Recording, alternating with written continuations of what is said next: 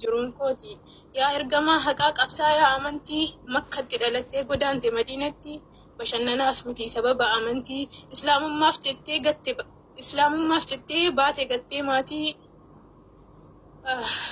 يا رسول ربي نبي الرحمة وسونه نرجين في الدفت أدي جتدي للبدا يا ربي أمتي مقامك ربي هفارس سريتي سينانك هدودا ويدبيدان دمتي ergaan keena ga'ee anis amane itti ergaan keena ga'ee anis amane itti baganuuf ergamte gammannee rasitti alhamdulillahi rabbi faaruun keeti nagaaf rahmata keenaaf buusikaa itti dadhaqqabee jira seenaan jiruu keeti rakkoo si qunname ergamuu keerratti wahimameen dhumu galmaa'ii seenaatti sitti wal jijjiirti aduwwii rabbiiti dabarsite obsaan hundaa dandeesseeti. Alhamdulillahi oltee diin keeti fidaa kee ataan haadhaaf abbaan kooti anis lubbuun kooti. Alhamdulillahi oltee diin keeti fidaa kee ataan haadhaaf abbaan kooti anis lubbuun tiyyas isaan qofa miti anis lubbuun tiyyas isaan qofa miti. Jiruun kooti yaa ergamaa haqaa qabsaa'aa amantii makkatti dhalattee godaante madiinatti bashannanaaf miti sababa amantii islaamummaaf jettee baate gattee maatii. يا رسول ربي نبي الرحمة وسونه نرجين في الدفت أدي جتدي للبدا يا ربي أمتي مقامك ربي هفارس سريتي سينانك هدودا ويدبيدان دمتي ergaan keena ga'ee anis amane itti ergaan keena ga'ee anis amane itti baganuuf ergamte gammannee rasitti alhamdulillahi rabbi faaruun keeti nagaaf rahmata keenaaf buusikaa itti dadhaqqabee jira seenaan jiruu keeti rakkoo si qunname ergamuu keerratti wahimameen dhumu galmaa'ii seenaatti sitti wal jijjiirti aduwwii rabbiiti dabarsite obsaan hundaa dandeesseeti. Alhamdulillahi oltee diin keeti fidaa kee ataan haadhaaf abbaan kooti anis lubbuun kooti.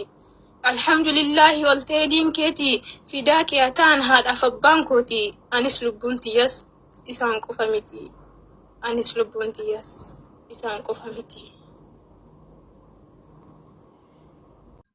Miseensa musliimaa. Miseensi gubbaaf jalaa kan komii qabdu jiraa? Musliimni qaama tokko bakka kamittuu firaa. Amantii tokko qabna kan nu taasisu obbolaa. Fedhii ufii ukkaamsee hunduu rabbiif okkolaa.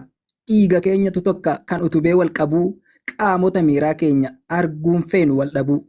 Bara darbu ilaallee abdiin kun nu rabbirraa. Oolchinee bubbulchinee lafee uumna tiruurraa.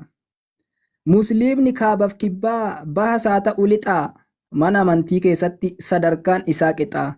Qabeenyaan tilmaamamee aangoon ittiin laatamu akka raajota sobduu gateettiin hin baatamu.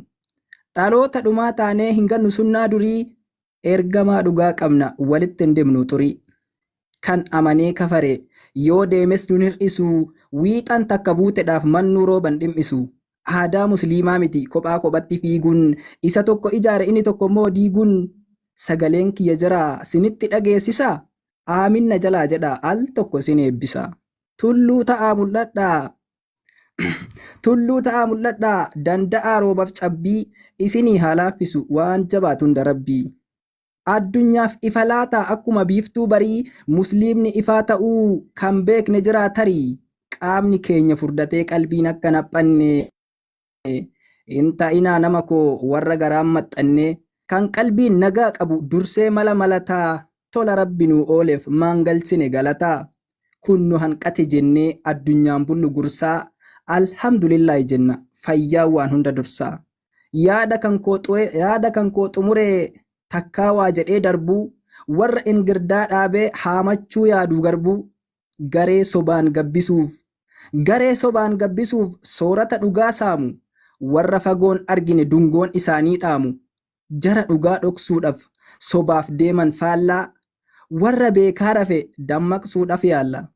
Warshaa sobaa bantanis abbaa dhugaa mootanii kan nama ufiin jedhe dirqii waaqan gootanii. Amantii sobni tulluu wangeelonnuu wal diduu. Ibidda bara baraa kan fuula rabbii fiduu. dukkanaan haguugamtee kan achii laayitu cubbuu har'allee yeroo qabdaa mee uf baraari. Mashallah, mashallah, Allahu Akbar, Allahu Akbar, Allahu Akbar, mashallah.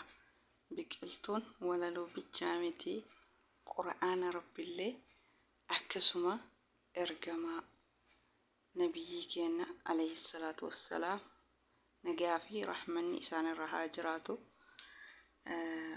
Walaloo nabiyyi keenya irraa dubbattee jirti. Mashallah, tabaarakallah.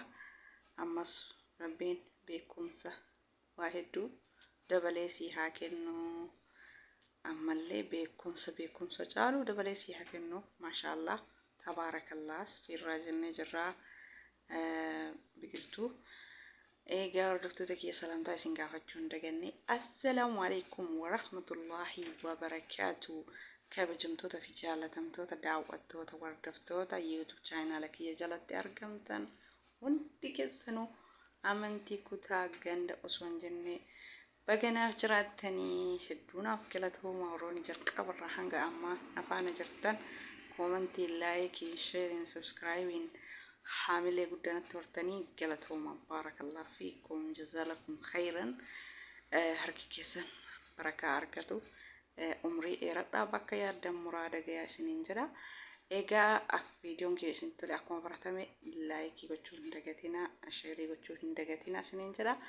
Warroonni haaraa dhuftan immoo ani haa dhufu baga nagaan dhuftanii gama YouTube channel kiyya isin simadhee jira. Channel kiyya isinitti tole seenaa subscribe godhaa, viidiyoo hanga xumuraa daawwachuun subscribe godhaa, laayikii godhaa fi sheerii godhaa na jajjabeessaa isiniin jedha.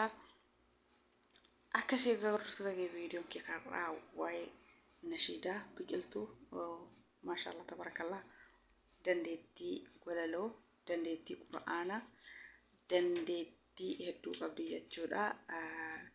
Dhugaa mashallah jabaadhu. Ammallee akkanuma itti fufii waa hunda beekuun barbaachisaadha jechuudha. Waan tokko bichaa osoo hin taane waa hunda beekuun waa hedduuf nama fayyada jechuudha.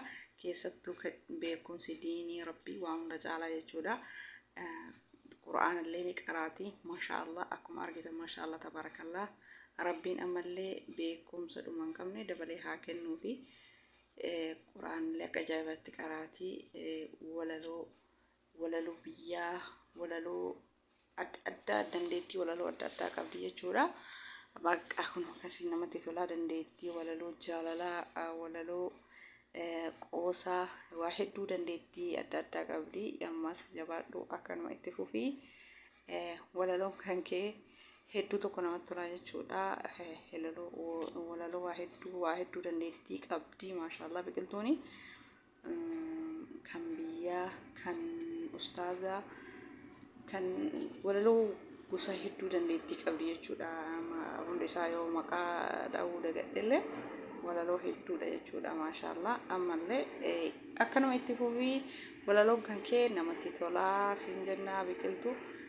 Egaa hordoftoota kiyya walaloo biqiltuu kana fakkaata. Akkasuma fuulessi keenyallee waa'ee walaloo islaamummaa maalii kan jedhutti aansee inni illee walaloo baasee akkasuma du'aa illee godhee jira jechuudha. Amiin jedha isin eebbisa jedhee atillee obboleessa keenya itti fufii. Walaloon keellee bareedaa mashallah. Shababban keenya dargaggoon keenya karaa bareedarra jirtanii jabaadhaa akkanuma itti fufaa. Gizee keessan taphaan qoosan diinii rabbillee barachaa akkasuma walaloo hedduu dandeettii waa hedduu nama akkanumaanii yeroo ofillee fixeeffachaa miti diinii rabbillee barataa qoosallee yeroo taphataa waa hunda wal bira oofani namatti tolaa jechuudha. Tama walaloo bichaa, tama taphaa bichaa, tama qoosaa bichaatti yoo gizee fixan immoo sunillee taatu dursa maamarayyuu kan dursa maamarayyuu rahaa qalbii namaa kennu diinii rabbii barachuudha beekuudha. Nama yeroon itti fayyadame miti, nama nuti yeroo itti fayyadamne hunda keenya rabbiin nu haa godhu.